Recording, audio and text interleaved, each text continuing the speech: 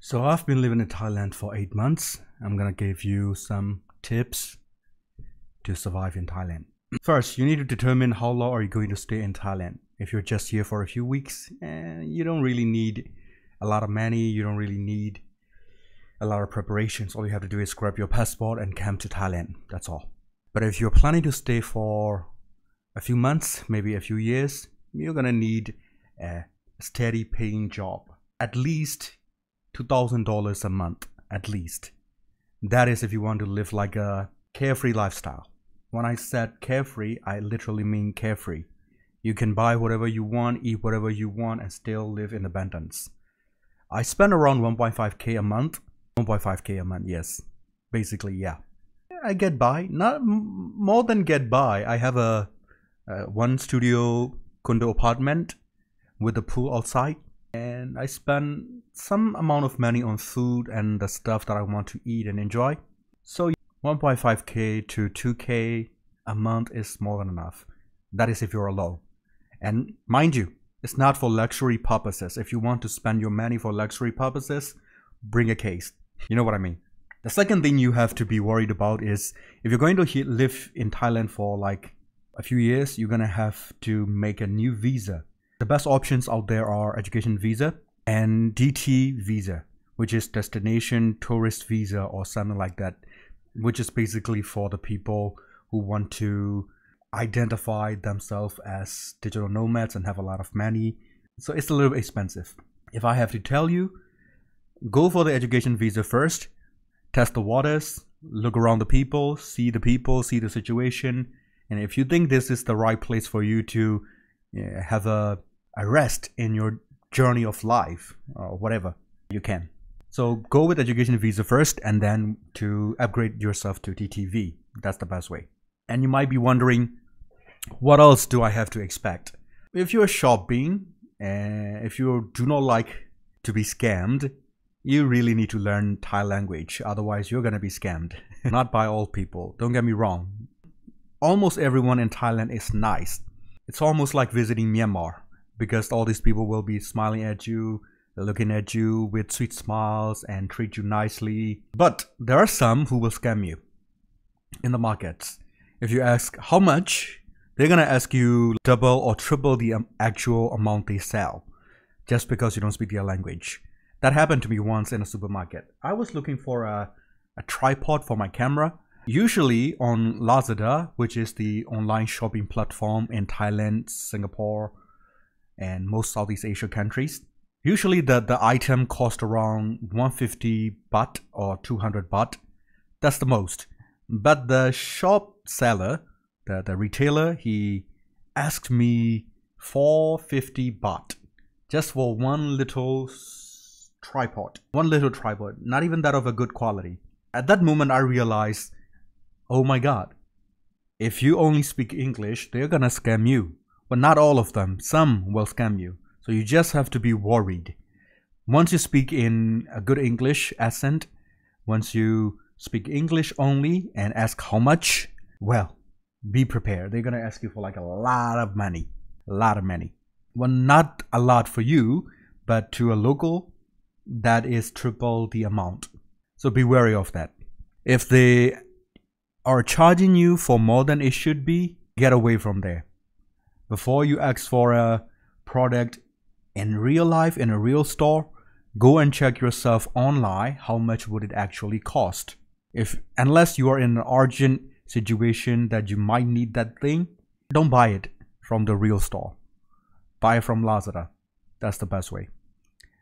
And most of the time, people say, hey, use Shopee. I use Shopee sometimes, but mostly my iPhone, it's in the United States location, so I cannot change my iTunes to a new Thailand market because I still have my credits in United States dollars. So I cannot use Shopee on my phone. If I want to use Shopee, I have to come to, like it or not, the laptop. And when you're shopping on a laptop, it's not a good experience because, you know, you're not relaxed. You're standing in front of your laptop trying to type it in. Oh shit, I don't want to know. I don't want to buy. All these things. Anxiety kicking in. But if you're doing it on your phone, it's a lot easier, way easier. So I use my Lazada app when I want to order something for my home and for anything. To be fair, I use Lazada unless I'm buying something like this, because this is not a very expensive microphone, but this is a studio quality microphone made in China, around 3,000 baht, not bucks, but 3,000 baht, Thailand baht, around $100. But this quality is more than what I expected. But for this to be valid, I don't want to spend a lot of money on this one. So I had to go to a store to actually test it out. So yeah, unless if you're going to buy something professional that you have to be present, don't go to a place. Just buy online. That's the second thing you have to worry about when you're living in Thailand. The third thing, of course, is commute. There are a lot of apps and maps to tell you which BTS is the best, how to take the BTS and the schedules and all. But Thailand BTS is not the best out there. But if I have to say, the train, the metro, the train system they have here is on par with Singapore, I would say. So if you love trains, yeah, do it. But if you like to be discreet, if you want to be alone, download an application called BOLT, Bolt. Download that, and it's a ride share. It's like Uber. You can order rides. But if you love to do everything like an Uber, download Grab, G-R-A-B, Grab. It's like an Uber. You can order food, you can order rides, everything. You can even have payments on the app. So yeah, basically it's a Uber. If you enjoy Uber, download Grab. Grab is the best option out there. If you just want to get a ride, Bolt is the best option out there.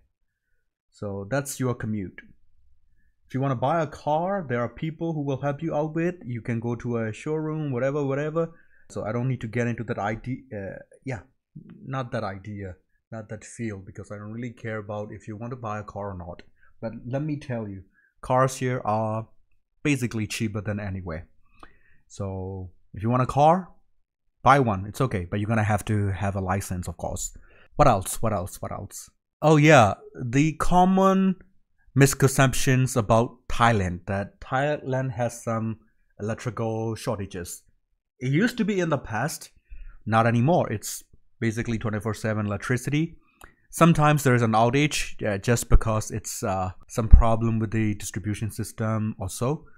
That's like what? That only happened to me for one time in my whole experience living in Thailand. Just one time. And the outage was like 2 hours. After that, everything was fine. So yeah, that's good. And the other thing you might find annoying is all these condos in Thailand, they adhere to strict fire regulations. So every once in a while, they do the fire drills. So annoying, literally annoying. I don't like that.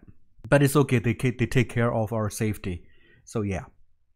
Sometimes they dragging the fucking thing for like an hour until you get out of your room and to the common area. They will keep ringing it. That's a bad thing. It annoys me because I'm an indoor person. I love to stay indoor, and I love to do my job indoors. So I don't want to hear that fucking noise every once in a while. But yeah, what can I say? I'm living in their country, so I have to adhere to their regulations. That's the only annoying thing that you have in living in a condo in Thailand. Regular fire drills. Other than that, everything is fine. You basically can do everything that you do in your home country. Order everything to your room. Everything. When I said everything, I mean go figure. Alright, so that is all about me living in Thailand. If you want to know anything about anything, comment down below. I will have a look at it and let you know what's what. This is Daniel. See you in the next one.